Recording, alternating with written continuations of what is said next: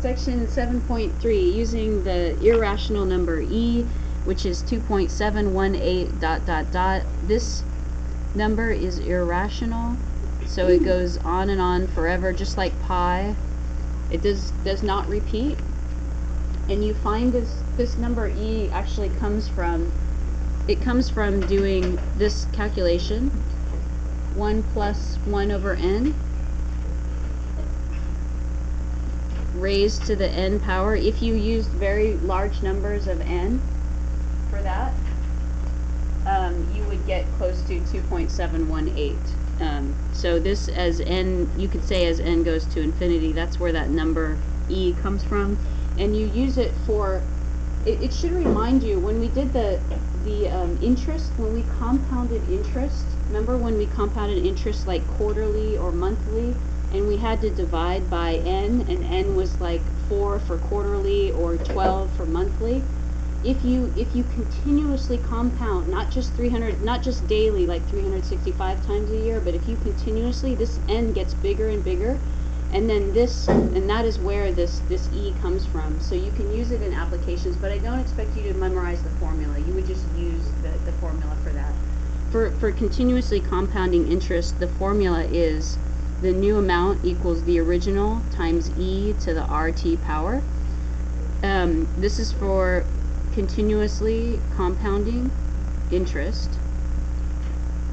I just want you to be aware of it. Continuously compounding interest. But there's no, I don't know of any real life situations where you have continuously compounding. There might be something in science, but you're not going to memorize that formula. You would just be able to use it. So that's the introduction. And then to review what we've done so far, so we can compare these things. To review is, before we had this equation, y equals ab to the x. If it's one thing, big picture thing, I need you to know, to remember, you do need to know that, because that's central to everything, is that structure. Y equals ab to the x, where a is the initial amount, b is the multiplier.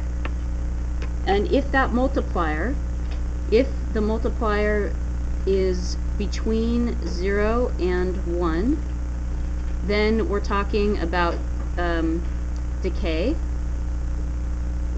And when you sketch a graph, which I'll have you do a little more of than I have in the past, when you sketch a graph, your initial amount is always the y-intercept. This is what you've learned from doing these worksheets that I've been giving you. The initial amount is the y-intercept, and then you have growth from there. And it does extend in the other direction as well. And then if b is greater than 1, then we're talking about growth. Oh, did I just do, I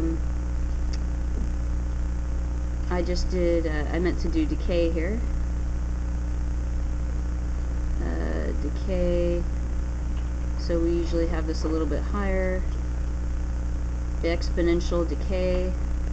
And then for growth, if b is greater than 1 for growth, it would look something like you start an initial value and it grows exponentially in your graph. And yeah, it does extend in the other direction, but we don't typically use that part of the graph. So decay, growth. If the multiplier is between 0 and 1, it's decay. If it's greater than 1, it's growth. Okay. So now, when we add this e business to this, what the function now looks like for growth, for decay, it would look like this. I'll use y. Y equals a e to the negative x power. That's for decay.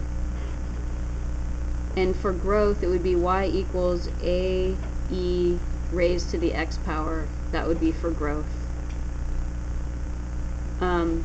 And so this is the only difference. You still have, if you compare, you still to y equals ab to the x.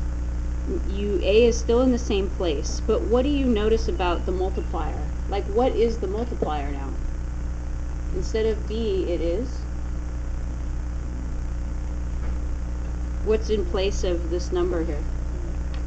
Yeah, it's E. So the number E is always 2.718, right? So it's always positive. So the only way we can get decay is by having the negative exponent. So if you do e to the negative x, it's decay. This is how you'll know, like in the book it asks you, is this growth or decay? Well, if you see a negative exponent, it's decay. If you see a positive exponent, it's growth. And so that's the only difference between this and what we've already been doing.